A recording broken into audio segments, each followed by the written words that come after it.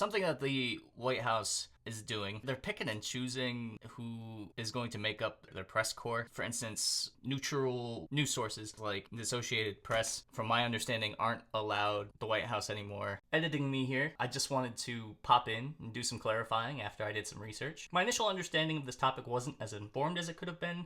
However, after doing some reading, I am here. It turns out that the White House isn't necessarily barring or banning any particular news agency from the White House itself. They're merely limiting the ones that are asking the president questions. They say they want to broaden the scope of the agencies that have access to asking the president questions, saying that they want to give an opportunity to the networks and agencies of media that the American people consume. This is a neat idea in theory. However, despite championing the idea of hiring the best person for the job, the Trump administration still hires the worst liars.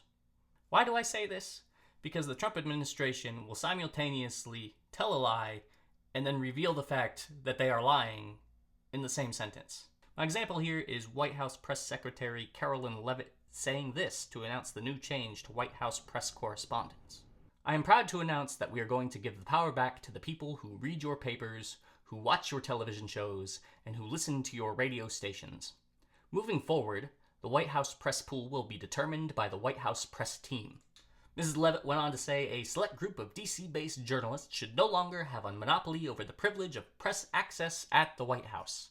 Wait a minute, that sounds like a worse version of a monopoly. Isn't there a word for that? You know, like when a single government has some sort of power over everything? Oh yeah, authoritarianism. And that's not giving power back to the people, that is giving control of who gets to ask the questions to the government. That is textbook authoritarian regime building. Who's going to ask the hard questions?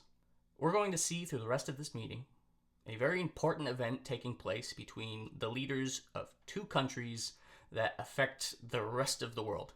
And we're going to see the type of questions that are asked in such an important meeting. They're not hard-hitting important questions that inform the American public. My point here is the White House is stocking the press corps with these agencies that will throw them softball questions. And you'll see here. And as a president of the United States, you make historical decisions in other issues which affect America and other world. So what place in the world history do you want to take? And do you associate yourself with any famous historical figures? What kind of question is that to ask here?